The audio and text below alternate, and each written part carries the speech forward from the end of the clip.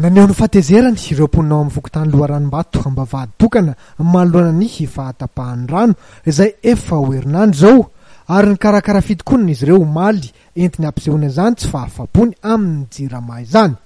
Miteraka olana sy fanelingelenina goavana amin'ny andavanaron'izy ireo tokoa ny fahatapahany rano. Tokantrano efa ho manjato ny latsaka kely eo nefa no efa hitrangana izany. Raha tsy miazia zany zay migrefo tsy tokony zala. Zay hatram'izay sisy rano tonga atao amin'ity trano ity. Amin'ny 10 alina ka hatramin'ny 5 maraina vao mahazo rano. Hatram'izay. Tsisy rano tsoa zay na goutreur amin'ny alina.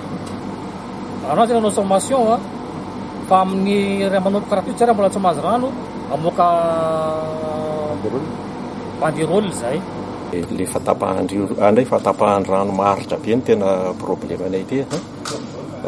Evan raha le structure le bâtiment en tant que résidence zany tokony tsy misy zay vokadrasany de zao tsy mandro tsinitsinina ny ty tsy mba misy pop public ka mba hoe makapopy amin'ny rano eto raha ohatra ka anina fa tena any ananiny tsy fantatra trony izy anakana rano fitakinay aloha de mba hiverenany amin'ny lony ohatra ny idirany eto tamin'ny voalohany tsisy an'izany ke ny problemanay teto.